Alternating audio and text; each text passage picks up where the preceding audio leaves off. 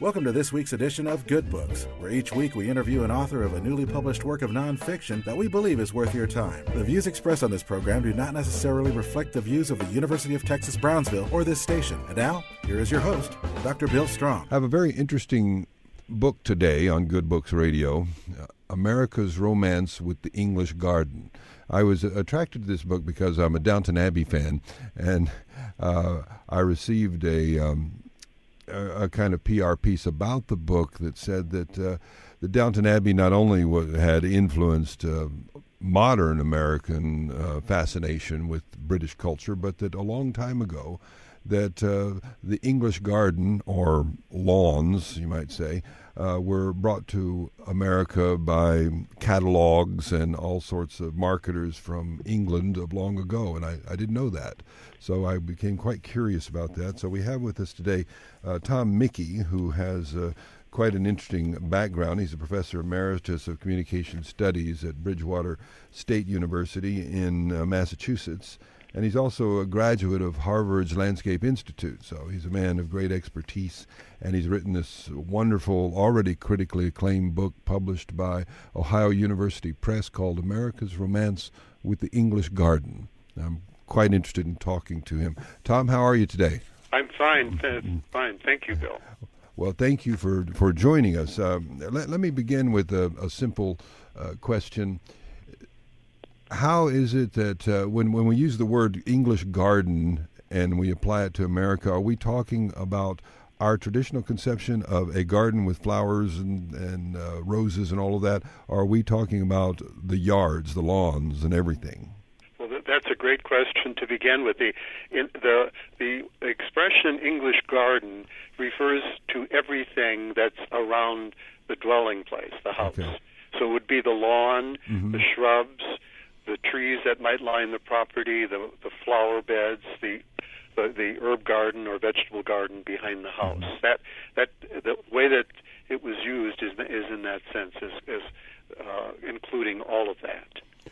Well, this idea of large, sprawling lawns, like we have in many homes in America, where the focus is more on grass for many people, just a big lawn. Does that come from England in those old estates with the huge grounds? Exactly. That was really an interesting point that I found over and over again as I read the 19th century seed and nursery catalogs that American businesses put out. This lawn became a dominant symbol on the covers and in illustrations inside and also in essays.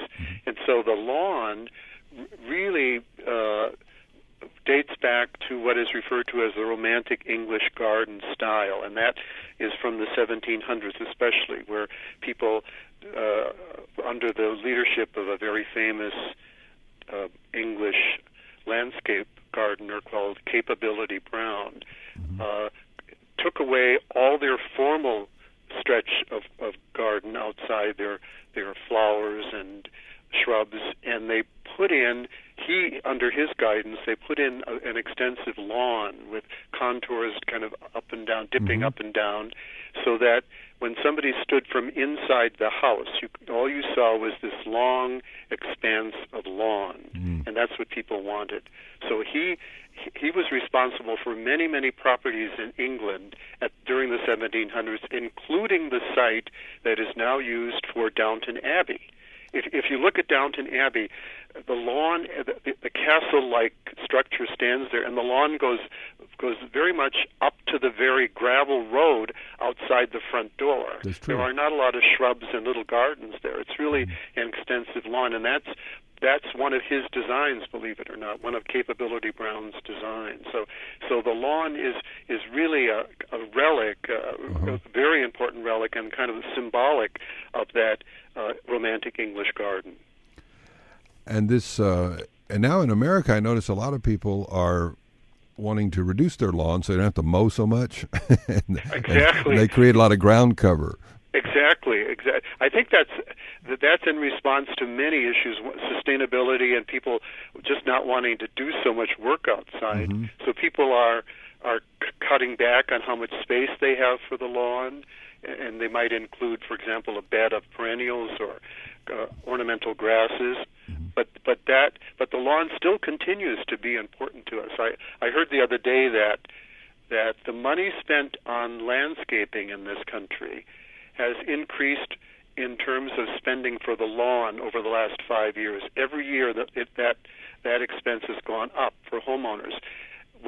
And other gardening, with the rare exception for vegetable gardening, has kind of remained stagnant. So people still are concerned about what the lawn looks like outside. Oh, absolutely. I mean, just last month I spent about $500 on a new pump for my irrigation system and for my sprinkler system, and then plus had some repairs done to the sprinkler system. But you got to keep the sprinkler system good, or you get dry patches. Exactly, especially where you are. That's true.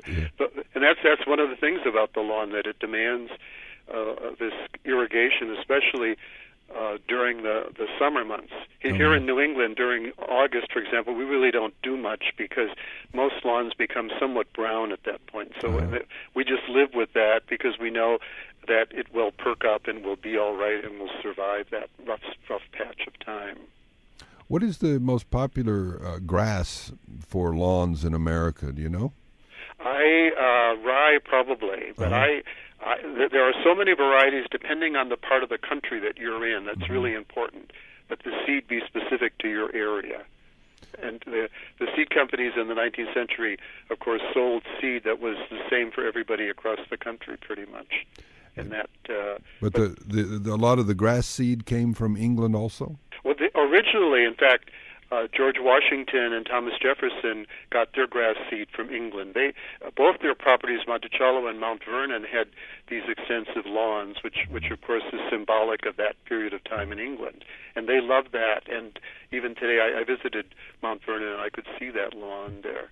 So, and Jefferson himself traveled to England, and he did a tour of some of the classic English gardens for some ideas for his own property. So there was this great reverence and relish for the English garden among American leaders at the end of the 18th century and even into the 19th century as well. But by the end of the 19th century, there was a book that this landscape architect from Chicago wrote. His name was Wilhelm Miller. Really interesting guy. He wrote a book called What the English Can Teach Us About Gardening. So this was 1903, 1904 that he wrote the book. So you just think of that, those whole 100 years before, we had treasured the English garden. Now this is like the icing on the cake. We are still indebted to England for lessons about horticulture, about the garden. Well, I think that's why I started out with the term when I wanted to talk about the lawns, because I think for a lot of people, they'll say, well, I'm not a gardener, because they think of it as restricted to growing flowers. Exactly. But a lot of people want to take care of their lawns. Right. The lawn is the primary symbol of the English garden. It just it represents the major component of it, and it does take a lot of care, because when you think of it, it's monoculture, just one plant that's in the one plant variety that's in there, which is kind of not the way that nature operates. Nature always operates with lots of varieties together. So, but it does demand a lot. But it looks great. I have a lawn and I like it, but I don't really fuss too much with it. I kind of let whatever grows there grow. If there are a couple of weeds, I don't really stress out over that. I know that I can cut the grass and they'll be gone. So, well, what about that? We didn't have lawnmowers until, I suppose, around the 1930s or so. What did they do before that? Well, we actually had lawnmowers a little bit earlier than that. The first English lawnmowers were put together, were manufactured in about 1830 and about 1850. What? Really? Yeah, we had really primitive lawnmowers. They were the push kind. Remember the old push kind? Oh, those kind, yes. Yeah, those were around for generations, and those were really important. They became a little more sophisticated, a little easier to push. In fact, in some of the nursery catalogs at the end of the 19th century, you see a woman in her really fine middle-class dress pushing one of the lawnmowers, as if to say even women can, of course, cut the grass. but lawnmowers were really important because that was a way for people to keep their grass in control. But I remember using one of those. I mean, I didn't use it for the whole lawn, but I remember having the experience of pushing one, and they were hard. Absolutely. My father, that's what my father had. I remember when I was a kid, he had this pushmer. He was always sweating when it was all over. It was really a big task. Yeah, very, very tough. And then, but before they had those, they just used sheep, goats, and a scythe. It's kind of like a blade that they would walk along and cut the grass with that. And of course, this was done by the gardeners. It wasn't done by the estate owners. Yes. So the grass even in America really only appeared on properties of the wealthy, for the outside major cities, especially on the East Coast, Philadelphia, New York, and Boston.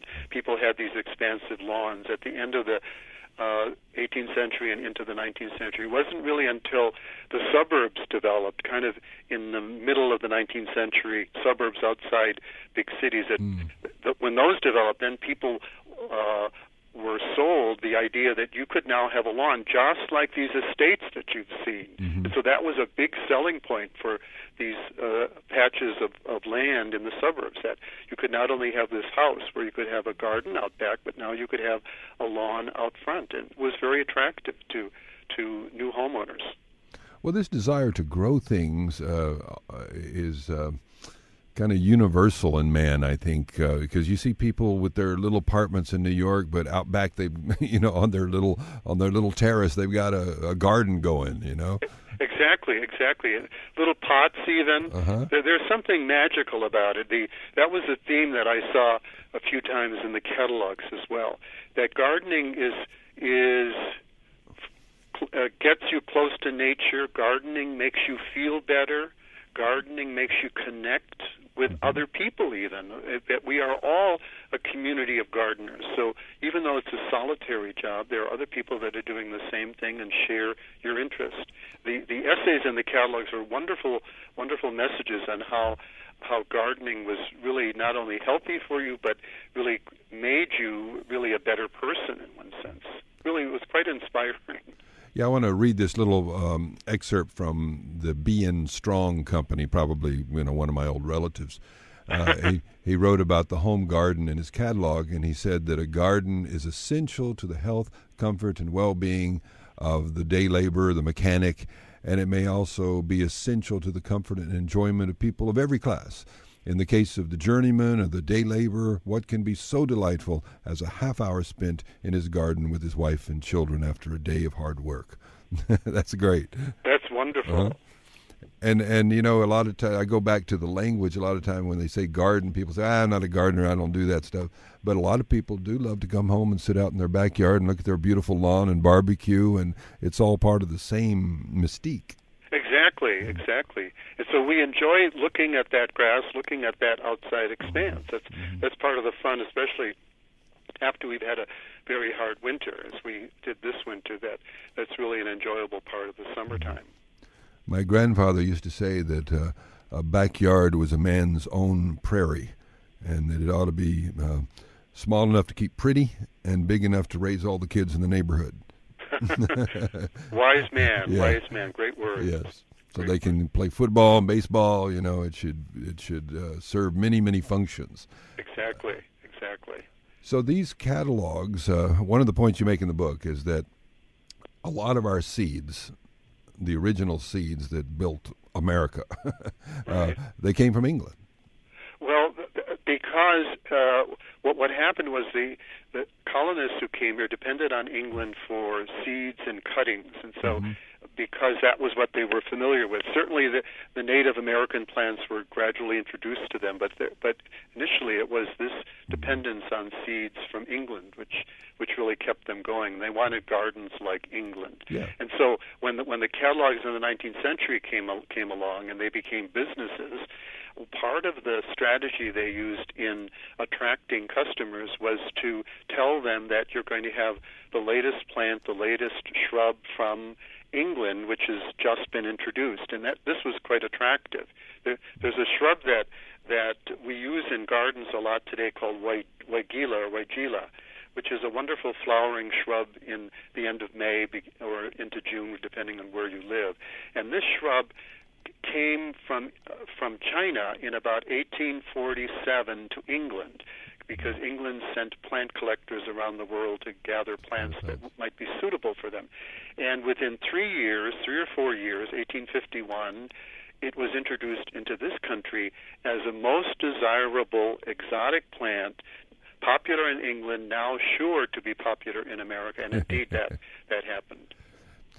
Well, you know, the story of horticulture spreading around the world, various plants coming from indigenous places and becoming popular elsewhere is quite fascinating. I remember reading about the tomato, which I had always believed had come from Italy because of, you know, spaghetti sauces and pizza and everything. But the tomato I found actually comes from Mexico and then was exported from there. Exactly. Yeah, exactly. So the idea of using only native plants today, I think, is something that the catalogs in the 19th century encouraged as well. Mm-hmm. But people still wanted these plants from other environs, other cultures, other areas around the world. And so today we still have plant collectors that go around representing various growers in this country that look for new plants, new varieties that might be suitable for the garden. And so they bring them here and test them, and ultimately many of them, not a lot, but many of them do become regulars in our garden. So we still have plant hunters, plant collectors. Well, you are a graduate of Harvard's Landscape Institute, so maybe you could teach us something here about the major mistakes people make in landscaping their yards. Well, I think one of the things is that they don't realize that a particular plant is suitable only in this setting, and it's not going to grow in another setting. You need to know what's going to work for you in terms of your environment and the shade or the sun that you have. But I think the overall theme that people need to have when looking at landscape or the garden outside is to look at the whole thing, to see how the whole thing all fits together. Does it say what you want to say? Does it give a sense of your own contentment, your own sense of what the garden should be? And what do you want to use it for? What do you want it to express in terms of your own needs? I think that needs to be kind of a guiding principle. And even if you don't do everything at once, for example, you might want to have a whole row of fruit trees, or you might want to have a patch of these kinds of flowers or shrubs. Maybe you can't do it all at once, but at least you have a sense of where you're going with your landscape. I think that's one of the most important principles. So in one sense, it's kind of like a master plan for your property. Mm-hmm. So a lot of people just have a haphazard approach to it. They just plant a little of this there and hope it all works out. But Exactly. It doesn't complement each other. Correct. So if you could just sit down and think about it, and then even use a sketch to create for yourself a master plan for your property. There's always this big distinction between gardening and plant collecting. Mm-hmm. People who collect plants, for example, I know somebody up here who has 1,200 hostas in his garden, 1,200 of this plant hosta. He's just an avid collector of hostas, which is perfectly fine because that's his interest. Yes. But what happens is your garden becomes a collection. It really isn't a garden. It's a collection of this one plant, which can look quite attractive, but when you come there, that's what you expect to see. And of course, that does draw people who like hostas. They go to this garden to see the hostas. So plant collectors are a little bit at a disadvantage because they're so enamored of a particular plant, like roses, whatever, dahlias, whatever it happens to be. So they put so many in the property that the property doesn't really become an attractive landscape. It really becomes a collection of plants.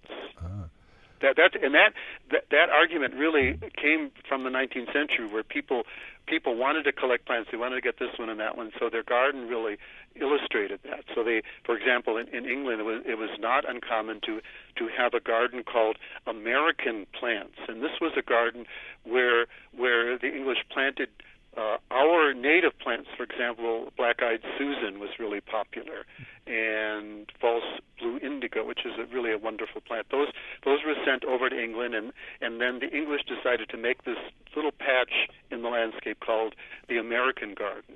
So that is something that happens even today for us, those of us who collect plants. One of the things I love about your book, so that people are aware that this is exquisitely produced. It has very thick paper, and it has beautiful photographs in it. So it isn't, just your typical history of American gardening. It has lovely pictures and illustrations in it, so that you'll enjoy just perusing the book as well as reading it. Thank you. Visually, I was really, really, really so happy when I saw the final product of the book. When I saw the book, that's quite elegant, really. It really is beautiful, and way beyond my expectations. The color, the illustrations are so bold and really tell the story. The cover itself, let me tell you a little story about the cover. Okay. The cover is a combination of two catalogs, one 1873 by James Vick. That's the larger framing that's outside with the four corners of the flowers. That and the wording America's Romance with English Garden. Those words were designed in that old fashion of that kind of font. But the inside on the front cover is from another company called the Rawson Company, which was in Boston, and that illustration appeared in one of the catalogs. So what the designer did was take those two catalogs and put them together to create this cover, and it really is beautiful. It has no subtitle. This was because the subtitle is visually there in that design, so you know that the book is really based in 19th century garden history, and in this case, marketing of the garden in the 19th century. Yeah, that's what's wonderful about it. You can learn a lot about gardening from this and building a better lawn, and you can also learn about how all of this was marketed, because that's something you never really think about. Exactly. And that was kind of what drove the whole project. I'm interested in how public relations and advertising and marketing sell us ideas, not just a product, but they also sell us how we're supposed to be, what we're supposed to look like, and in this case, what your garden should look like. It isn't just any old garden. It's a garden in a particular form. And towards the end of the century, towards the end of the 1900s, everybody wanted the same kind of thing, like clothing, or even food. Like in food, let me give you an example from food. People didn't want just any old oatmeal. People wanted Quaker oats. And they didn't want any old soap. They wanted ivory. And that was because advertising standardized things for people, and that became very attractive. It was a way of making you feel part of modern society, because you had these standardized products. It was like when I was a kid, my aunt used to make shirts and stuff and give them to us, and they all looked so weird because they didn't look like anything anybody else wore. I remember that. Well, I still get Quaker Oats. Okay. Oh, yeah, that's still my brand of choice. I don't know where that comes from. I mean, I'm sure I know my mom bought it, and as a kid, that's what I always saw, and so I see that as the Mercedes of oatmeal. Exactly. And they've done very well with that branding. And, of course, that's how we refer to it today. The branding of a product, really, really crucial. Like Nike, that making of a brand for whatever it is you're selling really stays with people for a long, long time. And the seed companies were really great at that by branding, if you will. And that's a good term to express the design of the landscape was the English brand, even though they knew the Spanish and the Italian and all the other major forms of garden design at that time. Well, another company that's dominated in the spice markets is McKesson. They dominate the world in spices, and I think of it from time to time when I'm cooking, and I think a lot of the early exploration, Magellan sailed around the world for spices. Correct. A really, really important part of the journey for plants was the spices and tea as well. When they traveled to China for tea, that was really important. And so a lot of these spices and herbs we got from other cultures, and they've become part of our culinary experience, and we don't mind it. Now, when I used to live in Arizona, there was a lot of complaint there that people were bringing in a lot of plants from, your part of the world, from the East Coast, and planting them in Arizona and causing problems for people with allergies. because those pollens would do really well in the dry air and float around. Oh yeah, I never thought of that. That makes perfect sense, though. I was in Arizona about a year ago, and I remember I wanted to take the bus. I was in Phoenix. I wanted to take the bus to go to see a botanical garden, I think, of cacti. Yes. So I took the city bus, which wasn't too far from where I was. And as the bus was going along these streets, I was amazed at how many people had a landscape just like we have in New England. Yes. The grass and the shrubs, but every once in a while I would see a landscape outside a home with just stone, like gravel, and some cactus plants, agave, which is really much more appropriate to that setting. Well, what do you think of that argument? You know, we have that here in South Texas where people say, well, if you should just plant native plants so they don't use so much water. Use mesquite trees as your primary trees because, you know, they're native to this area and they don't use a lot of water, or they send their taps down really far. What do you think of that argument? I think that's a good argument. I think that's really a good way to proceed. It's pretty tough to do that because our thinking about the lawn and that kind of romantic English garden is so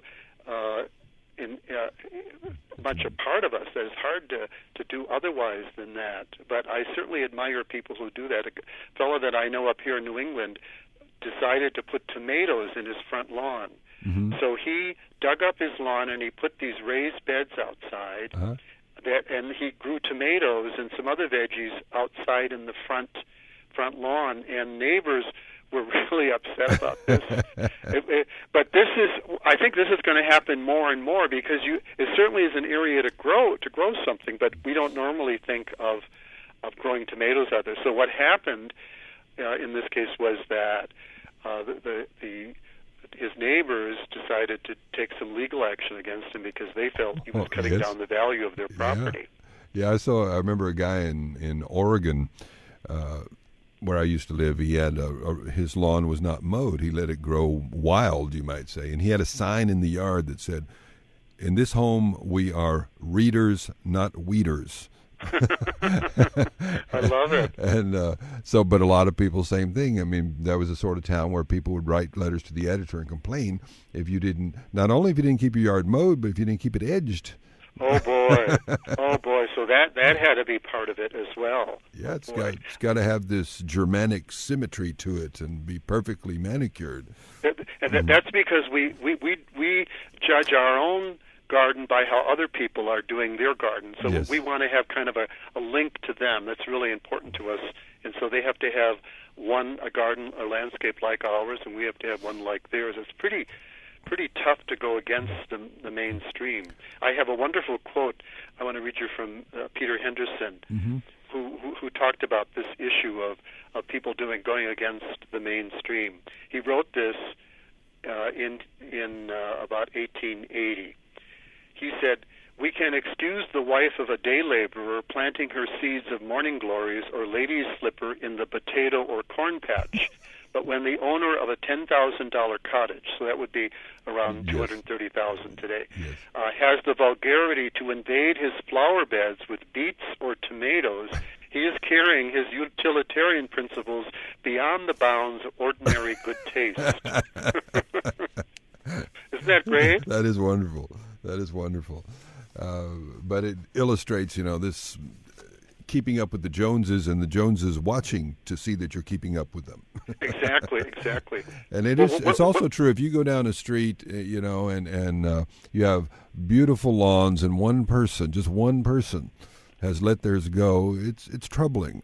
Aesthetically, it's troubling, Exactly. People, we just don't like that. The lawn, that's a big difference about our lawns from the traditional English lawn. One big difference, and that is that the English had their own lawn on their property with big trees to isolate their property from the next one. But in our case, especially like in the suburbs, our lawns sweep right into the lawn of the neighbor. So as you go down the street, it looks like one big lawn all down that street, and we love that. Yes, it does look beautiful. Well, we're out of time. I'm sorry we're out of time, but it's been a nice conversation. The book is America's Romance with the English Garden. You can get it on Amazon and other places, but I suggest you not get this one in the digital version because the actual book is beautiful. So you should try to get the hardback. Well, it's not a hardback. It's a very strong, thick paperback, but it's a beautiful book. You ought to have the actual book in this case. I'm Dr. W.F. Strong. This has been Good Books Radio. I want to thank our producers, Juan Ramirez and Renee Ramos, for their talented support today. And if you'd like to hear this interview online, you can get it at Good Books Radio on Facebook or goodbooksradio.com, and you can get it as a podcast. Have a good day.